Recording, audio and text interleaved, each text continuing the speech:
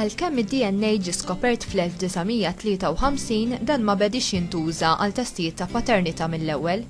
Ix-xjentisti baqgħu jistudjaw u jiżviluppaw metodi differenti għal dan il-għan. Fl-1970 skoprew li fuq iċ-ċelloli tad-demm l-abjad hemm proteina li jisimha leukocyte antigen HLA. Hemm tipi differenti minn din il-proteina li jvarjaw fl-ammonti tagħhom bejn persuna u oħra. Allura x-xjentisti ħasbu biex jibdew jużaw il-livelli ta' dawn il-proteini biex jagħmlu testijiet tal-paternità. Meta bdew jikkombinaw dan it-test mat-test tal-grupp tad-demm ABO u s-serological test, jiġifieri dak li semmejna aktar qabel fejn ix-xjentisti jikkomparaw ir-rhesus, kell u daffy groups bejn id-demm ta' persuna u ta' persuna oħra, ir-riżultat kien qed ikun ta' bejn 80 u 90% ċert. Iżda l-problema kienet li biex isir l-HLA test ikun hemm bżonn ta' ammont sostanzjali ta' demm li jaf ikun perikolus fit-tfal ta' taħt is-sitt xhur jew f'persuni li jkollhom xi problemi ta' saħħa. Barra minn hekk, id-demm irid ikun frisk u t-testijiet iridu jsiru sa jumejn minn meta d-demm jittieħed mill-persuna.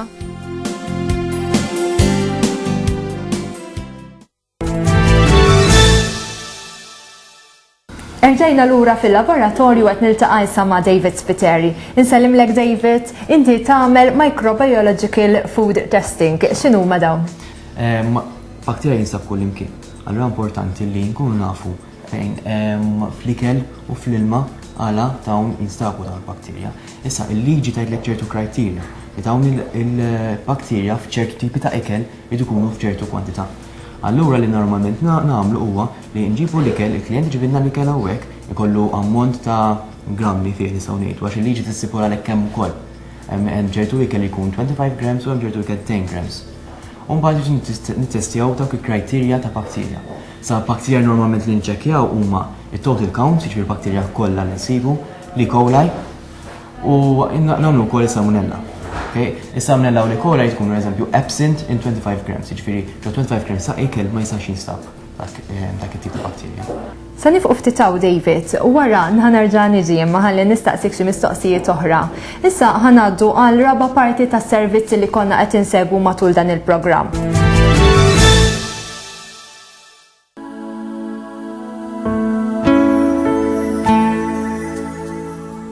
Fis-snin 80 ġiet żviluppata teknika tissejjaħ Restriction Fragment Length Polymorphism li kienet l-ewwel teknika li tittestja DNA.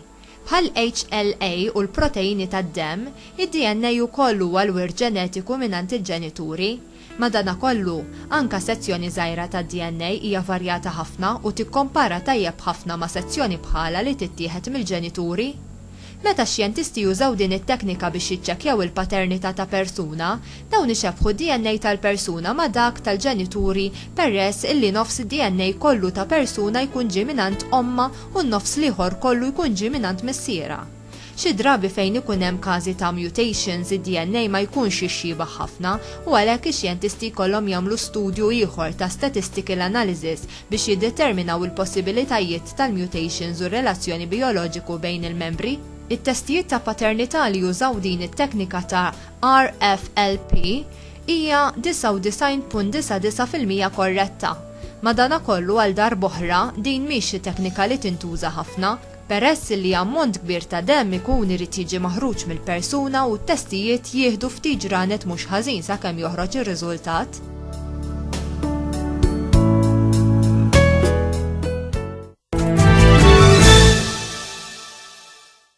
Erġajt lura issa fil-kumpanija ta' David Spiteri. L-ewwel tkellimna dwar bacterial counts fl-ikel.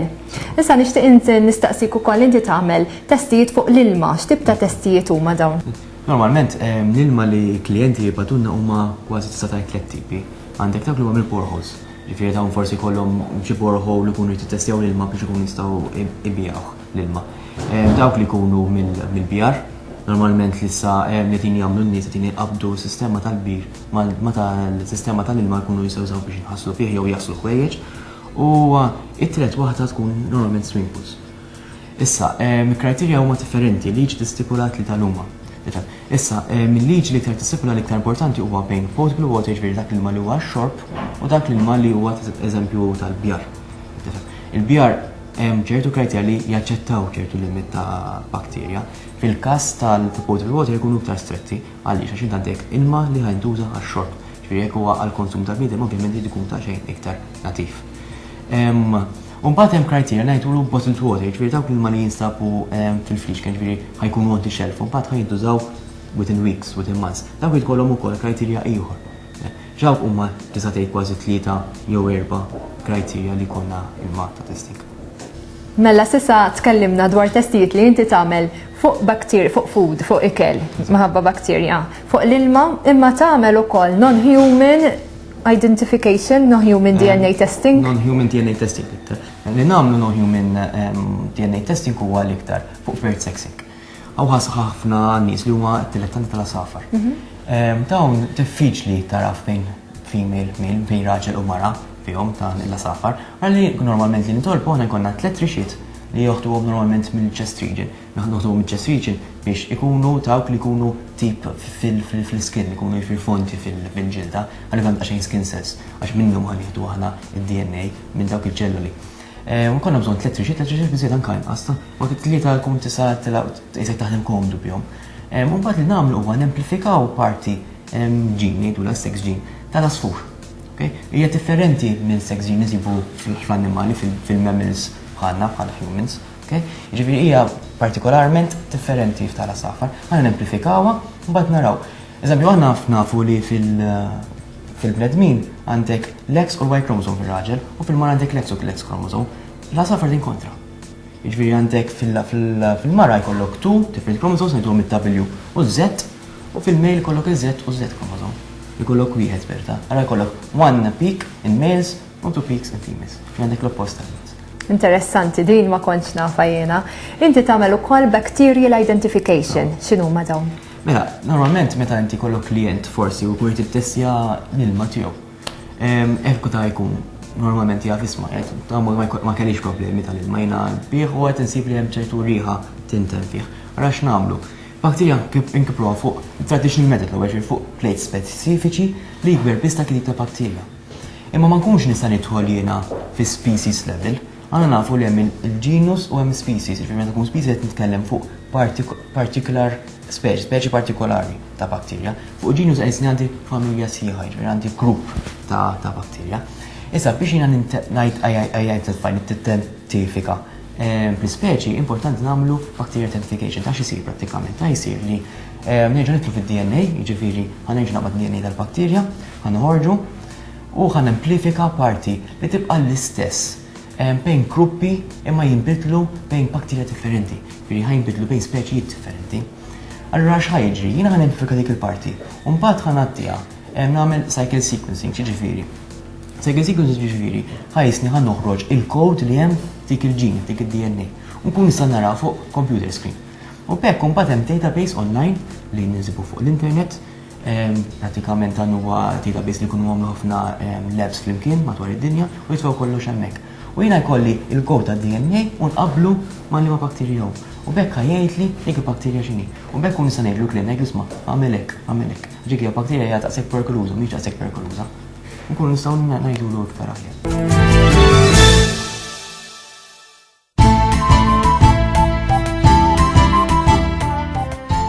Fl-1980 ġie żviluppat it-test polymerase chain reaction.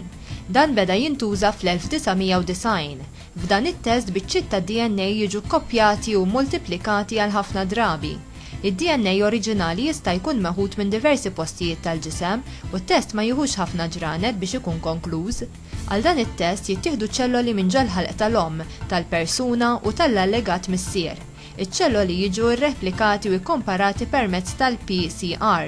Peress li nofs id-DNA tat-tarbija jiġi minant l-om u nofs jiġi minant il-missier, meta jqablu DNA tal-persuna ma' dak tal-om u tal-missier dawn għandhom ikunu simili. Wara l-2007 komplew isiru aktar skoperti dwar kif jista' jintuża t-test tad-DNA, dan ma jintużax biss għal skopijiet ta' paternità, iżda sar jintuża wkoll biex persuna ssib is-siġra tal-familja, family tree, permezz ta' YSTR u mitochondrial DNA tests.